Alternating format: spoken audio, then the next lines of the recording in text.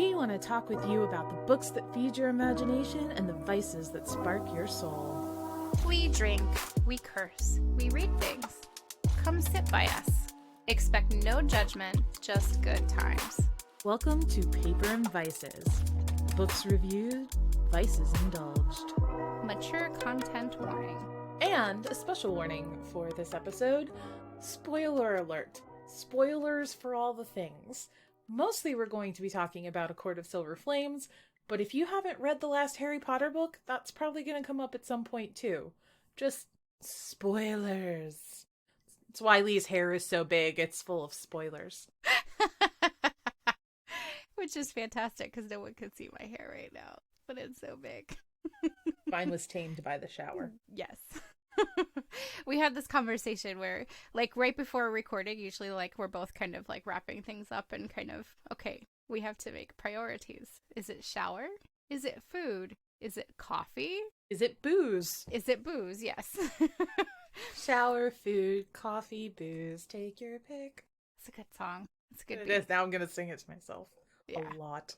You could record that as, like an alternate intro and just randomly throw it in there, kind of what you do. She'll, like, Victoria will message me in the Valkyrie, and she'll just have these really, the lyrics are amazing and totally don't fit what you expect is going to happen with the tone of her voice. Yes. Jaded, snarky song parodies. Yes, and it's one of the best parts of my day when it happens. So. It's a spiritual gift, truly. Clearly. So, you chose food tonight. I did. Which is a good choice. It is. And I chose a shower. And we're both drinking, so we'll see how those choices work out. We will. But look, here, I'm going to have to maybe do, like, a story of this on our Instagram. But look what came in. Yeah, what the fuck is that? I don't fucking know. Okay, so it's orange and spiky. And I think his name is, got like, ears popcorn. and legs. It's rotund. Yeah, I don't know. It's some kind of hard plastic orange animal with, like, a dog face and spikes. But he's adorable. I am not hip with the youth. Like, in case we were wondering. No. Well, I think it's because my husband got a Happy Meal, so this is what's in their Happy Meal. Or not, I guess it was from Sonic, so I guess it's technically not a Happy Meal. Hopefully, I don't know. We can't get sued for that, can we? No. No, okay. No. Barely coping as an adult meal at this point, I think is what all fast food is. Pretty much. Both a celebration of I'm still here and a lamentation of the last 12 months of living on this planet. It's a meal. What are you drinking?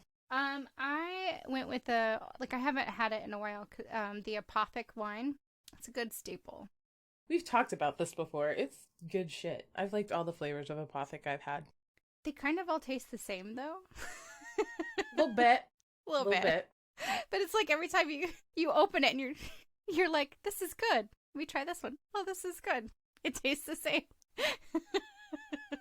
I don't like Coke. Don't tell anybody. 'Cause, like, the Coke or Pepsi thing, people have very deep feelings about. They do. Whatever. But yeah, I don't like Coke. So I'm having rum and Pepsi. And I'm having new rum. I live in North Carolina, for anybody that forgot. And there's this company, normally I have Kraken, but there's this company called the Raleigh Rum Company. And it's their spiced rum. And I think next time I'm going to go for their sweet dark rum, because Kraken is sweeter than this is, but it's not bad, especially mixed with another drink. Mm-hmm. But here's the thing. Kraken is 70 proof. That's my normal shit. This is 82 proof. Oh. So I just went with the one shot for recording this evening. It's enough. That's enough. So good. If you feel it's wearing off halfway through, you could just get more. Buy local. Drink local. I still have rum in it's a stainless steel flask and it's alcohol. Like, nothing's going to happen to it. But I still have, I was cleaning out my cabinet a couple weeks ago, and the flask that you gave me when I was in your wedding. Yes. Apparently I keep it ready to go. It still has liquor in it? Well, no, I know I've refilled it like once or twice. Wow, that's awesome. And so I was like, oh, do I need to wash this out? What did this have in it last? And I pick it up and I'm like, there's rum in this. Yup. It's your emergency stash. It's my emergency stash. Yeah, that's amazing. So, are we doing the what are you reading thing? No, let's not. Okay. I was just sitting here thinking, do we want to discuss vices or do we just want to discuss the fucking book? Let's discuss the book. Yeah, let's do that. That's kind of why we're here. So, we're not talking about what we're reading this week. We're not talking about vices because this is our yet to be titled A Court of Silver Flames review. If you've been anywhere in the bookish community in the last 6 months, you've seen, heard so much about this book, whether you wanted to or not. And people have opinions about Sarah J. Maas and about this book and about a lot of stuff. And we have opinions too, so we're going to get into it. Yes. So overall, what did you think of the book? I thought that most of the book, I was like, this is really good. I enjoy it. I find myself sometimes comparing her books with Crescent City just because I liked it so much. Like, it's a totally different story. But this is why I waited. You just affirmed it for me. Yeah, no, it was. I feel like that was a good call. Crescent City was the first Moss book I ever read, so it set a really, really high bar. And I think I'm gonna read Crescent City again because I'm sure I'll notice things like in the scope of like. We should read it together. We should. That would be really cool. I like that idea. Whenever I get my ass around to that. Yeah, Have to read it before November. November, yep. So yeah, all that to say, like, the book was really good, but it wasn't fantastic until towards the end. And there was this definite turning point. Like, it was about halfway. Like, you definitely crested the mountain and then slid down in the last 90 pages. Yeah. Like, I was like, okay, I'm just going to read. I did the whole, I'm going to read one more chapter and then go to bed thing. And it was that one chapter where things just totally. And I read the whole fucking book. Like, Yes. I remember you messaging me at 3 a.m. and I'm like, oh, my bad habits are rubbing off. Oh. Usually I pass the fuck out. Although I did purposely sit at my dining room table to read it because I know if I lay down in bed, I don't care how good it is. It's 2 a.m. I'm going to pass the fuck out. Yeah. So, yeah. But anyway, what did you think of the book overall? I really liked it. There were parts of it I wasn't... It's one of those weird places where it's like, if there's a character that pisses you off, that doesn't mean it's poor writing. That character is probably written very well because they piss you off. Mm-hmm. Overall, I would say the book is a very solid 4 stars for me. Mm-hmm. Which is a really high rating for Victoria. For me, yeah. Yeah. I mean, half the books in the Kate Daniels universe are 4 stars for me, and that's one of my favorite series. Yeah. So, except for Harry Potter, I generally am not on the hype wagon with mainstream traditionally published books.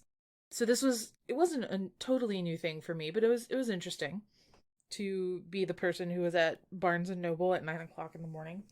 And now I have 3 copies of the book and a 4th one on the way if Illumicrate's ever allowed to ship because of Brexit. Which is cool because it means I'll just start painting book edges, which I've wanted to do for a while, but then there's never a book that you want to like screw up.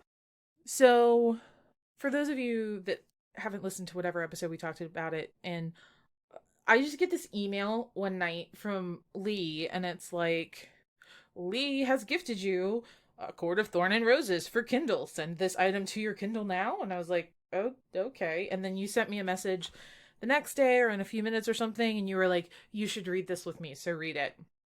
And I did. And then I bought the books in corporeal form. And I know we sound like Sarah J. Maas fangirls. We kind of are. But no one here is saying that she is the best author in the universe, or that she even necessarily does the best fae writing. But she has put together a very cohesive world, stylistically and politically, and made her characters relatable enough to... There are Nesta people, there are Feyre people, There are Cassian people. Like, there's enough characters without you getting completely lost. And they are detailed enough that most everyone who reads this book, if you're the type of person that sees yourself in characters, is going to see themselves in one of the characters. Mm-hmm. Because they're all quite different. They are. And just writing, I would say it's not even the lore and the world building that she does so well. It's the character building that she does so very well. And what I really liked about A Court of Silver Flames is, like, we see in the first trilogy Feyre going through PTSD after she's been under the mountain when she's back at the Spring Court, and then later when she's in Valaris to a lesser extent. What I really appreciate is that Feyre's PTSD and Nesta's PTSD and Elaine's PTSD are all completely different, but this is all completely valid PTSD. Your mileage will vary. Yeah. And I really appreciate that she didn't. And I've seen a lot of people, you know, basically talking shit for how she portrayed Nesta's PTSD. And everyone has a right to their opinion, and you have a right to not like stuff I don't like, but some of it kind of smacks almost immature, or bless your heart that you've never gone through anything that gave you any form of PTSD, because it's hella different. And sometimes you're hella different from one day to the next. And so, I don't know, Nesta's just made a lot more sense to me than the other two. But they were all equally valid, and I appreciate that she wasn't afraid to put her character in a place where people are going to be like, the fuck are you doing, dude? And be mad at her and be frustrated with her. Because you really didn't get that with Feyre. Like, she's always, like, she's wild, and she's a huntress, and yeah, she killed what's-his-wolf, but, like, she's never really the bad guy. She's not. Nesta's a bitch. Like, yeah. She actively pushes everyone away. She makes hella bad choices. And what makes it for a solid 4-star for me is that she is not afraid to put Nesta in that place and then pull her out of it. Because a lot of authors are not willing to put their characters through absolute shit. Like, if you read the Black Jewels by Anne Bishop, which is amazing, her lead male character, which is the lead love interest of the whole thing, he's basically a prostitute, and he has to service women, but, well, he's a slave, but he never actually has intercourse with them. He's never physically raped by them because some magical thing keeps him from getting up. And Sarah J. Maas was just like, no, Amarantha raped the fuck out of Rhys for 50 years. He's fucked up. She just threw them in that. And I really respect that, because life doesn't have a break system of, oh, this is too hard, so we're stopping here. That's not how life works. No, it's not. It's not. Well, I mean, I think it shows a lot of intelligence, research, however you want to, like, however that actually works out. But, I mean, hers, you know, because it's such a different form of PTSD, which then a lot of people, it sounds like a lot of people aren't, the comments that, you know, people are saying, maybe they don't have exposure to that. But I mean, it's valid. To a point, I'm happy for them about that, honestly. Yeah. Especially when you're talking about, like, 17, 18, 20-year-old young women. Because the audience is really broad. Like, really broad. Yeah. Some of them, I'm like, I'm frustrated with your point of view, but I'm glad that you have it at your age. Yeah. No, that makes, yeah. No, that's really cool, like, thought, just because, you know, a lot of the way we interpret the literature that we read is through our experiences. So I didn't know, like, in the beginning of the book, there's that whole dedication, like, to all the Nestas in the world. And I was just like, that's really, really cool. And I guess it just, I think part of the reason it's such a big chunk of a book is, like, she needed all that space in order to develop her character. I mean, it really reminded me of, like, Rehab. You know, she Well, had yeah. she had to go through that in order to break through that shell. Like there's that part where she just breaks down and cries on the mountain. Like it took Yeah. so much to get there. Yeah, And I I don't know. think because they weren't going to give, or he decided not to give, whoever decided, and it's not a wrong decision, they didn't give Nesta a full trilogy, at least as far as we know right now. They didn't give Nesta a full trilogy. But if she had wanted to, she could have made these books a trilogy. Mm-hmm. But the problem is, Nesta's so in that bad place, being that bad person at the beginning, who would want to come back for book two? Like, Yeah. I definitely see making it all one book. I think it was a wise decision. Mm-hmm. I appreciate that Moss has the success behind her to be like, I want to write a 750 page ode to PTSD and rough sex. And they were like, hell yeah. Sorry, PTSD, rough sex, and sobriety. And stair climbers. It was great. Yes. Well, and I mean, the whole Valkyrie thing is fucking badass. Like, I'm It's like, so fucking badass. that is such a cool addition to the story. I don't know. It is. And I like that, just the whole, that Nesta got her own, collected her own group of people outside of her immediate family is really, that meant a lot to me, if that makes sense. Because, like, Feyre, to a point, kind of came with who Rhys had. Yeah. Like, she had people in the spring court, and she has other friends that she's made in the summer court. I'm not saying she hasn't made friends or she doesn't make friends, but, like, she just straight up assimilated, folded into the night court rather quickly. Mm-hmm. Which kind of makes sense when you realize she came back from the dead, and there was no way at all for her to go backwards. She had to go forward. It really does make sense how quickly it happened, even though people are like, oh, it happened too fast. Well, I mean, she died and came back immortal. She couldn't go back. Yep. I liked the moments with Nesta and her friends. I really like Gwen. Really like Gwen. Gwen's awesome. Gwen is awesome. And I will say that this book solidified that Elaine drives me nuts, and I don't care for her very much. Yeah, Victoria would message me. She's like Elaine deserved. I don't know. What was it you said? I don't know. It was something very. I should have. Oh man, I don't know. But you were just not happy with Elaine. I was not. What was it I said? I have our chat up. Where is it? She's kind of a weak character, and I think that she tried to make her less weak in this book, but without the space for the development, so you don't understand what's going on in the background. So it's kind of. So here's the thing. Here's my comment. This book did nothing to endear me to Elaine. I hope we get an Aziriel book before an Elaine one. Elaine has been through some shit, but except for the cauldron itself, she's literally had every blow in her life softened for her by her two stronger sisters. Mm-hmm. Elaine should hate herself as much as Nesta does, for the same reasons, because she was every bit as useless and vapid, she just didn't say nasty things. But does it seem like Elaine realizes that she was pathetic and also let her little sister Feyre go out and hunt for them? Feyre was Elaine's little sister, too. Elaine deserves some vapid piece of shit like Tamlin, in my opinion. That's what it was. I stand by that. And I was sober when I wrote it, kids. I just, like, and she totally...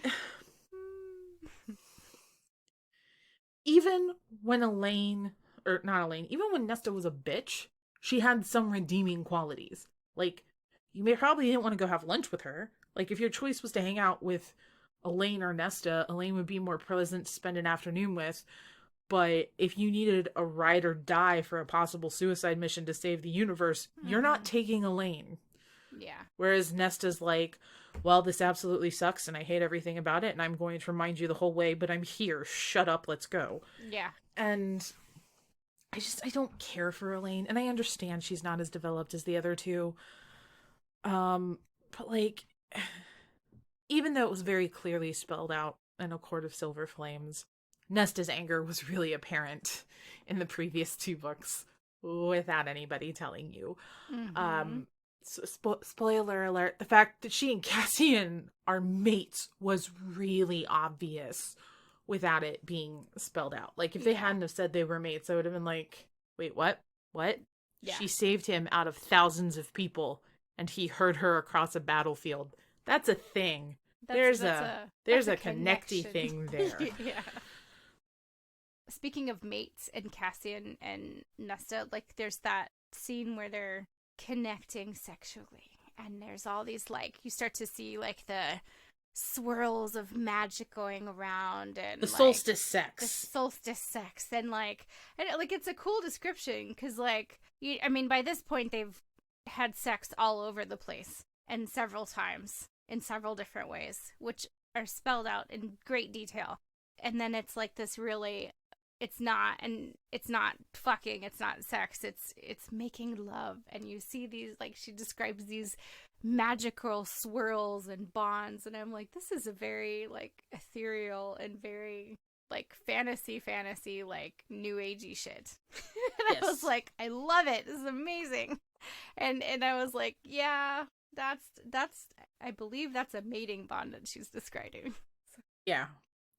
And then his dumbass left for 5 days. And I'm like, when they had that fight on the bridge or right after the bridge or whatever, and he's all like, you're my mate, why do you think I left? And I'm like, well, dumbass, if you were her mate, why did you leave? Yeah. It's just, I love Cassian. I do. I love me some Cassian. But he's not always the brains of the operation. Sometimes, but not always. He's not, but I feel like he's that so makes pretty him more though. endearing. Yeah. And patient. So fucking patient. Yes. Oh my god, the dude is patient. It's all the Valkyrie exercises. Mm-hmm. Yeah. I do like that he plays the long game though. That's I'm like, he's obviously not stupid, and I like that because he's kind of just like, really until the third book in the initial trilogy, he's played up as like the bro dude. And then when they go to war, you're like, oh shit, Cassian is not just the bro dude. Mm-hmm. And I really like how she expanded on his intelligence.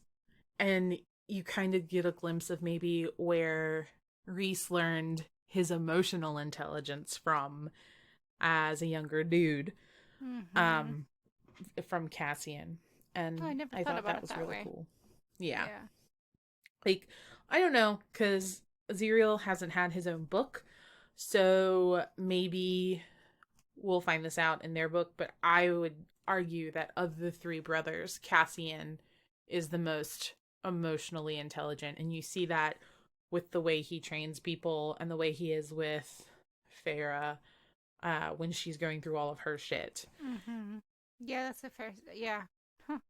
So what was your least favorite part? Ooh, my least favorite part? Oh, okay. This actually brings up another good point. Well, I don't even know if it's my least favorite. It's one that stood out to me the most is like, there was a moment when I went, ew, what? And I think I messaged you about it, and I realize now, like in retrospect, that part of it was probably because like I was listening to the audiobook at that point. Oh, yeah. Listening to sex scenes is weird for me. Yeah, and like even before like the sex scenes when they would like, I think there was a point when like he pushes her up against the wall and they like, you know, they I don't even think they kissed. It was just like this very sexually tense moment, and my housemate and my husband was there, and I was like, I need to turn this off. Like I don't feel comfortable with this, and so now they're making fun of me for like listening to smut. Which I'm like, all right, whatever. This is a headphones book, kids. Yes, this is a headphones book. So yeah, so I'm like the house is quiet, everybody's asleep. My husband's, I don't know, he was out for whatever, working or I don't know, but he was gone. And so I was like, I'm gonna color and listen to an audiobook because that seems like a smart thing to do. And there's this whole blowjob scene, and so I'm coloring, and you're gonna love this part. I have this like meditative scripture coloring book.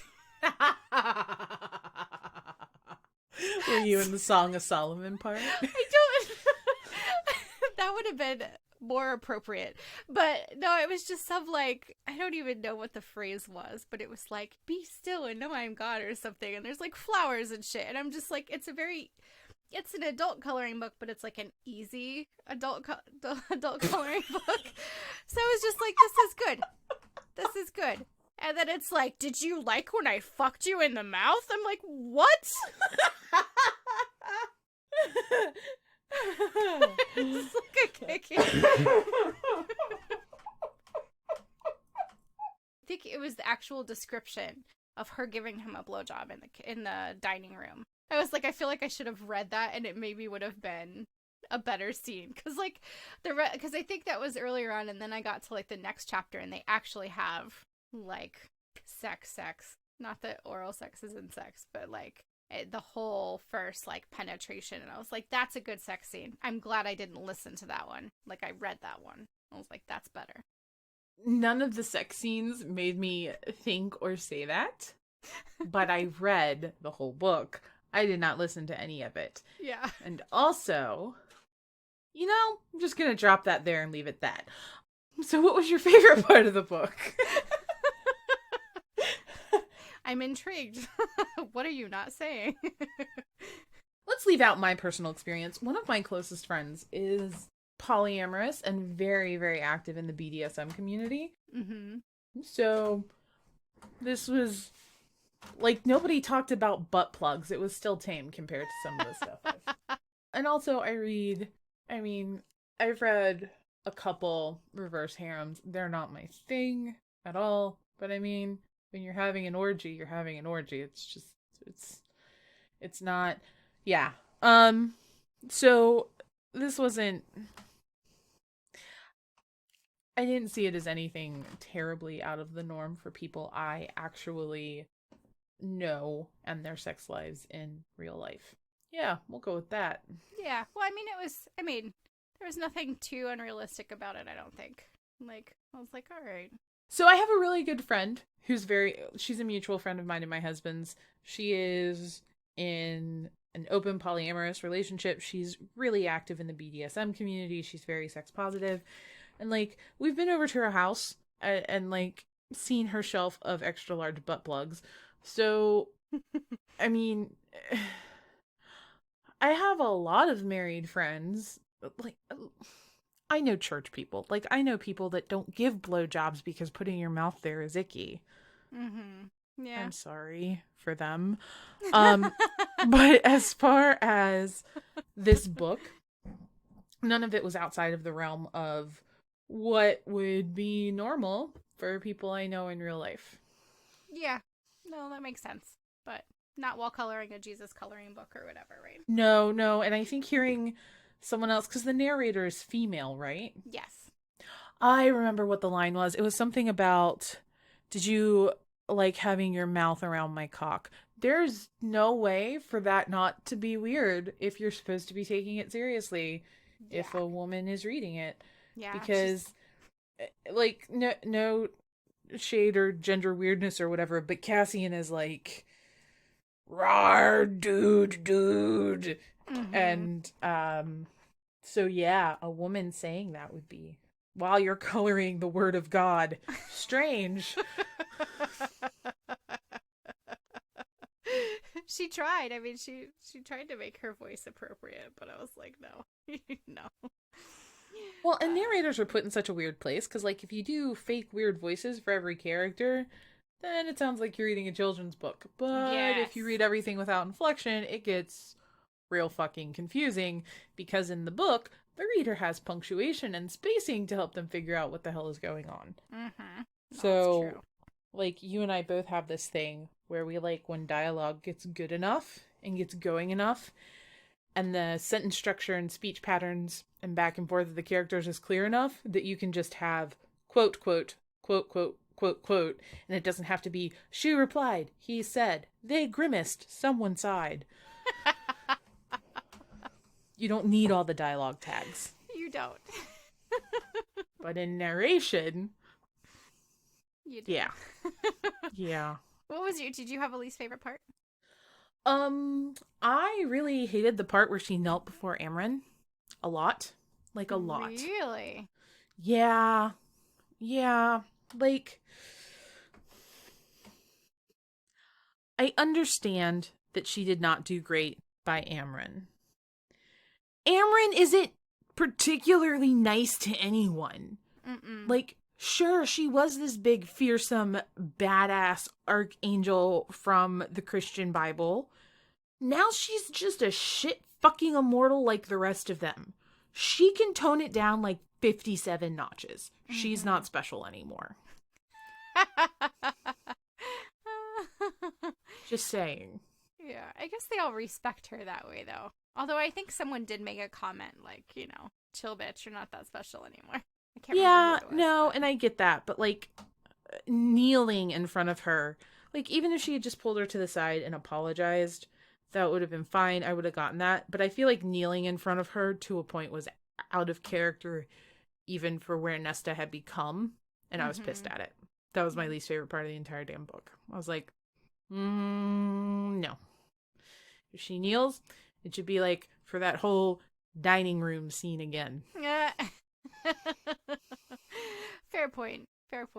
No, I guess that, like, it was like she was just so caught up in the moment and, like, crying and, like, I don't know. But I get your, which I feel like, in a way, that whole scene was out of character.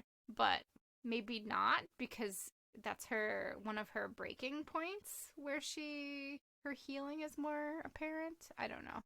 She had just run all of the stairs. It was That's Starfall. Right. Cassian was dressed up. Like, there was a lot of shit going on. Yeah. I can understand her being caught up in the moment, because that whole scene is totally her being caught up in the moment. Yeah.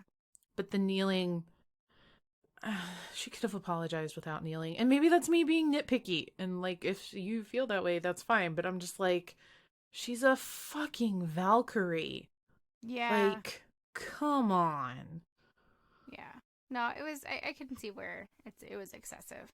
But, yeah, I don't know. Like, I was glad that they made up, but I didn't even think about the whole kneeling part. But it does have a different spin to it. Because, like, kneeling is so subjective, so. It is. And I understand that technically as part of the Night Court, she is subjective to her, but... She wouldn't. I don't think she would kneel before Rhys. No. And what I really do like, and we will get to the whole Illyrian pelvis thing in a moment. I do not have enough of my drink left for this conversation. I know, I was just thinking, I'm like, the wine is going away. It's like, damn it, I'm at the last quarter. I really like when Rhys, in a totally understandable moment, does kneel before her. She also gets down on her knees and is like, none of this shit. And then she hugs him. I believe that's what happens. Yeah. Yeah, sounds right. So she gets down on her knees, or she pulls him up or some shit. She does something that puts them on equal footing, and she hugs him. And I'm like, that's the appropriate response, not, I benevolently welcome your punk ass to the Night Court, I guess. Crotchety old angel bitch. Yeah. That's an appropriate description of Amren's character, though. Crotchety old angel bitch. Yeah. Yeah. And I do like her character. Like, just to be clear, I do like her. But it was really obvious with Nesta that she took shit way more personally. Mm-hmm. And was just going to be a dick about it with no grace whatsoever. And maybe I missed it because it was 748 page or however many page book.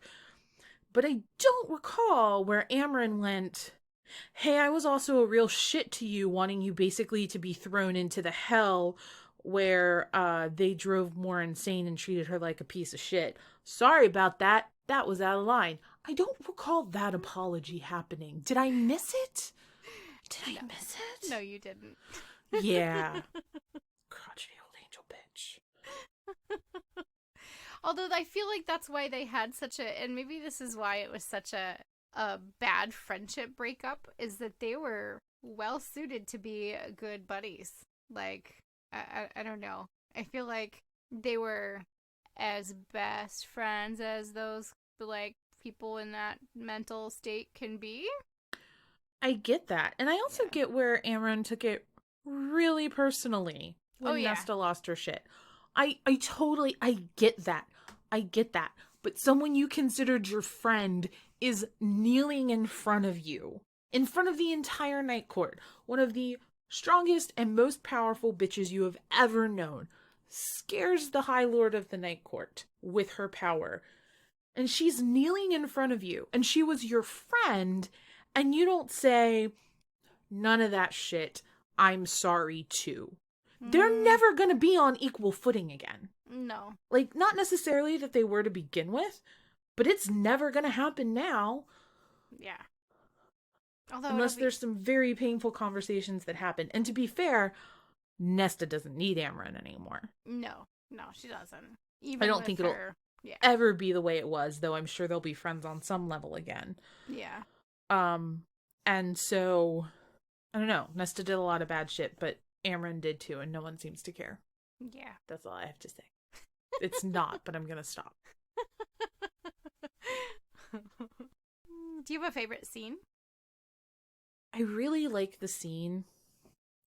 I really like all of the scenes in the library with Gwen, honestly. Mm-hmm. Like, when they're sitting there learning to clear their minds.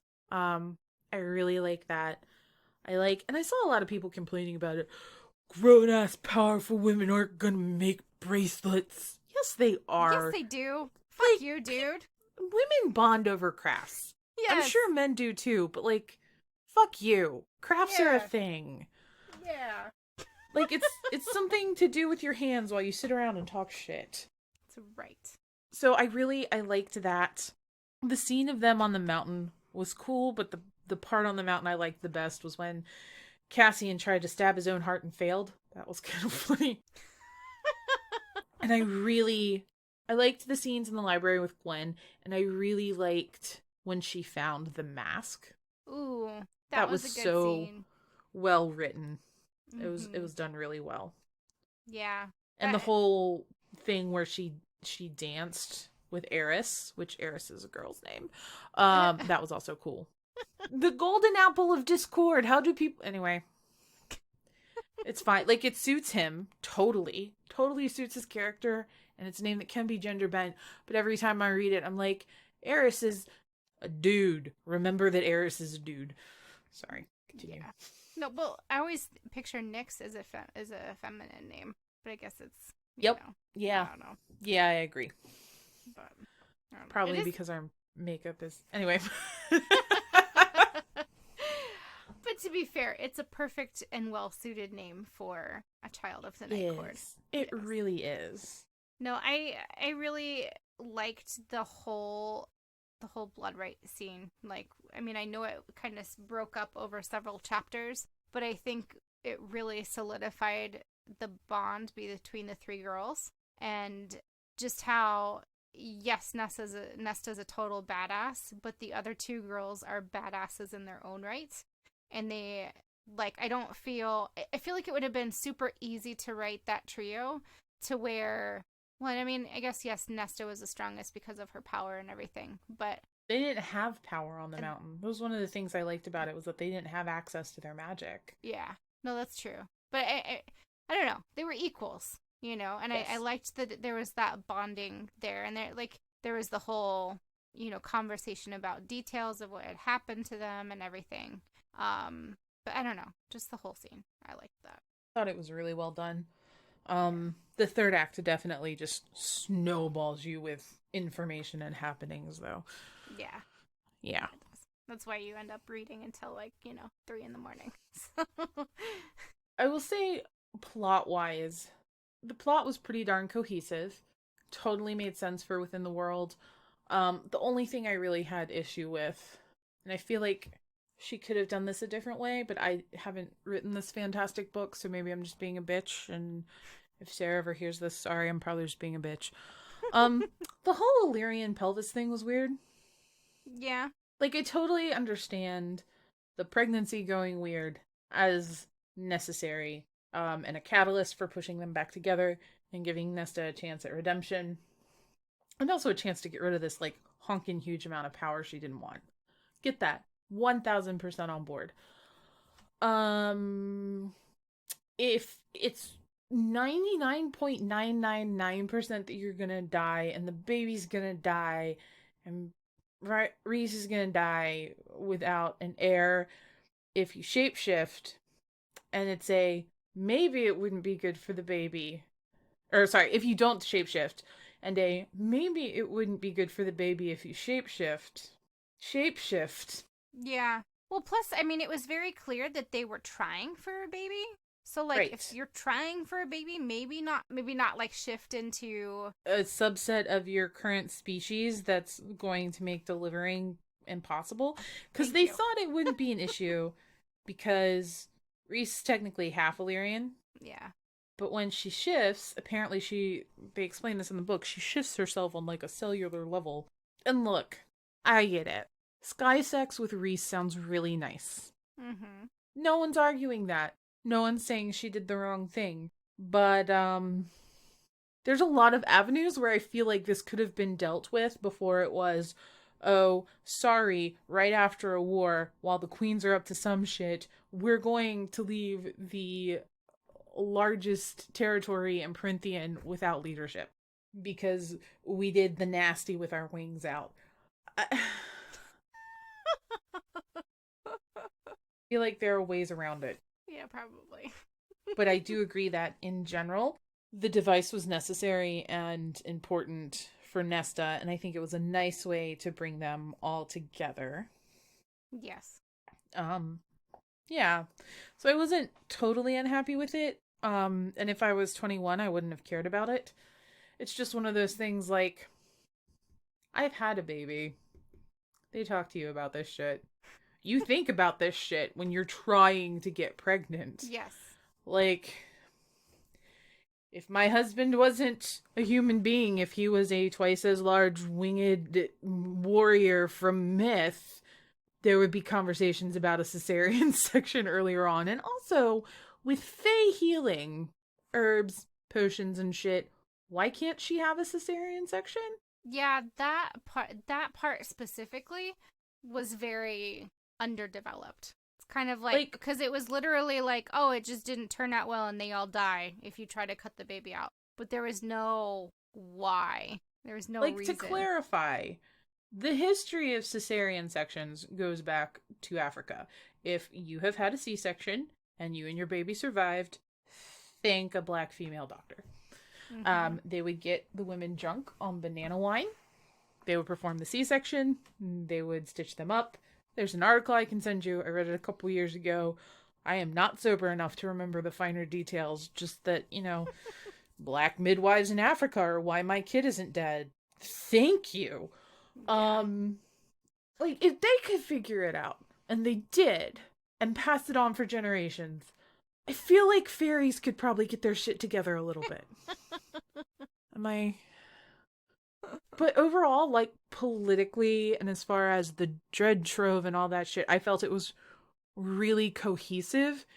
And the only thing that it all stretched my, hmm, okay, at all was the Illyrian pelvis thing. That was it.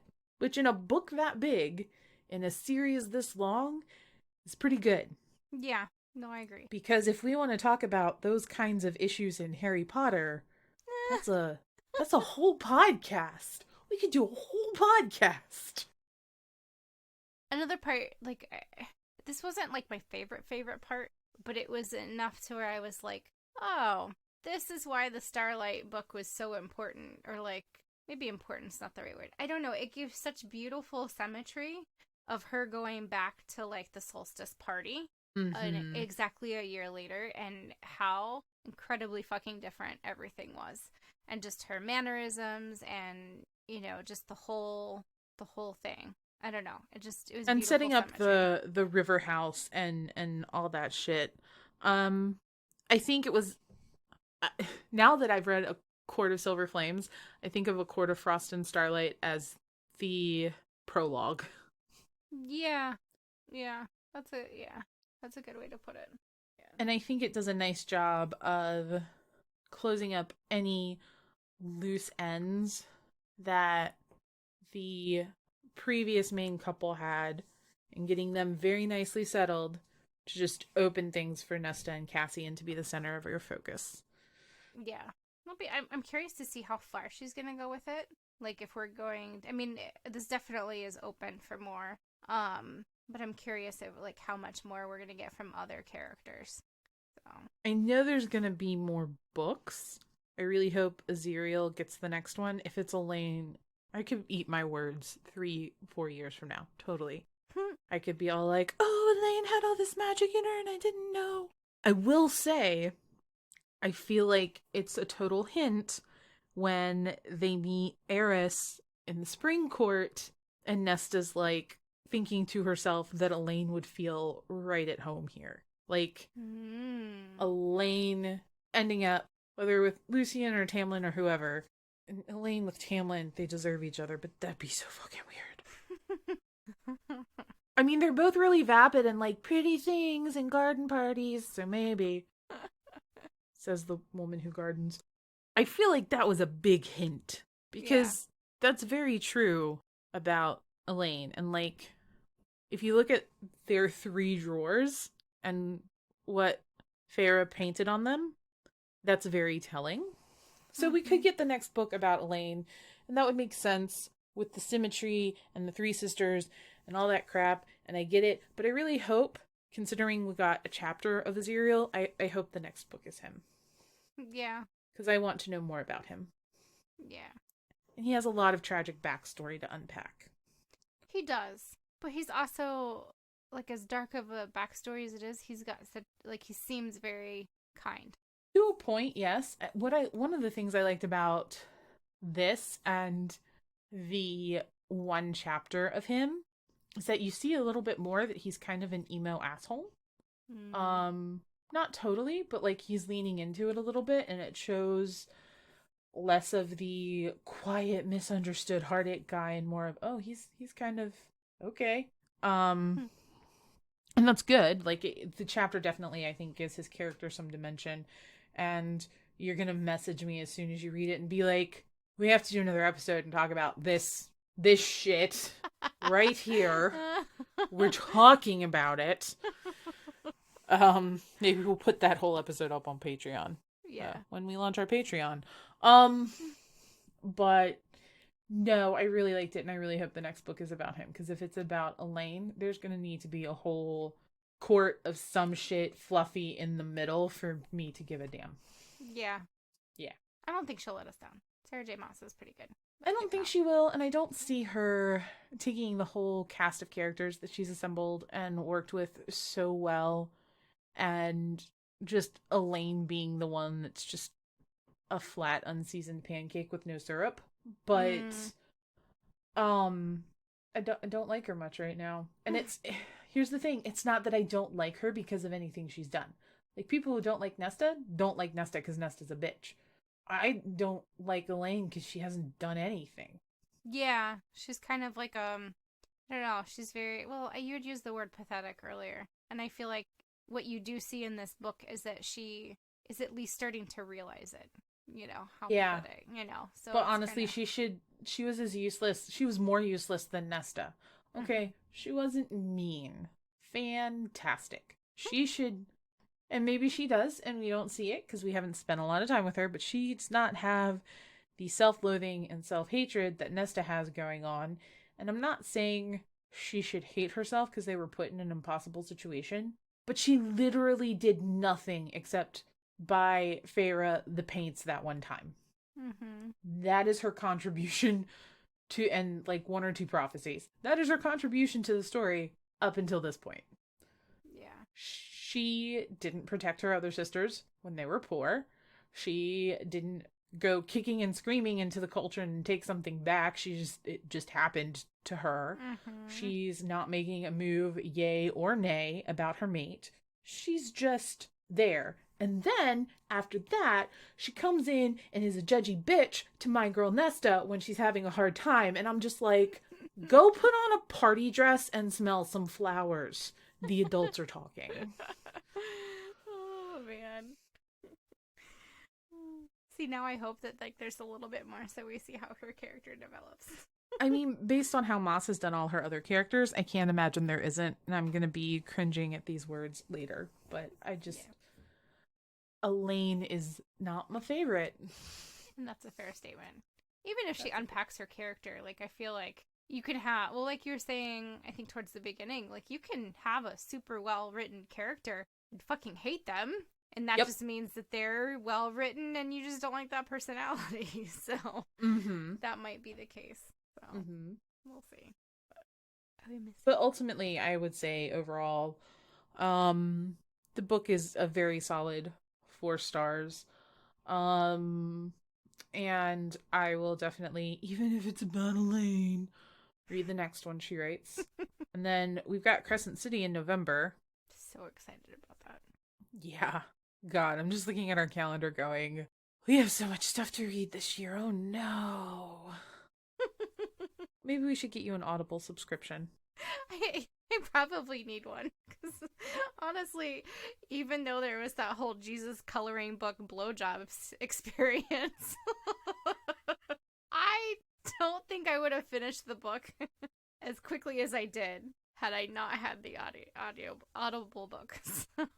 No, and it's cool. Like, it's good to have something to listen to while you're doing the dishes and vacuuming this floor and wondering why your kid has been supposed to put the same toy in the same bin for nearly 2/3 of their entire life and just misses it by 6 inches every time. Having something else to focus on in that moment is good. I listen to podcasts.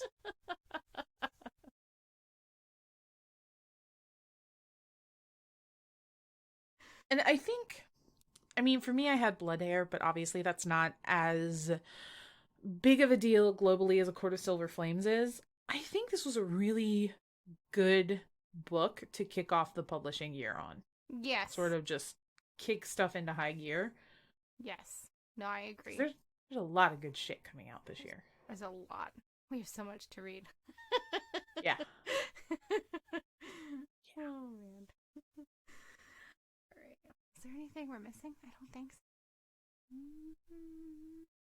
All right. Do you want to go ahead and wrap us off with, like, tell us what you think, people, and then I'll do the closing line? So we would love to hear what you think about A Court of Silver Flames. Other Fae Realm books that you really like. I know Haley Edwards' Black Dog series happens partially in the Fae Realm, and that's got to do with a lot of Fae lore. There's just... I have a list on our blog. I have a list of fairy romance reads. And so I want to know what your favorites are.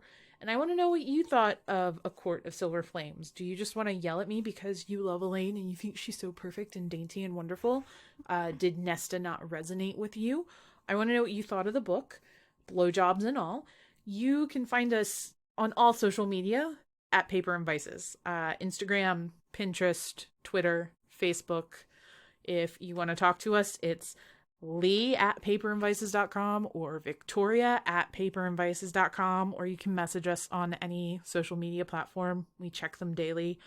If you haven't subscribed, please subscribe and leave a review, because the way podcasts work is you only get more people listening by getting more people listening. That's fun. In the meantime, don't be an asshole, smoke a joint, and take care of yourself.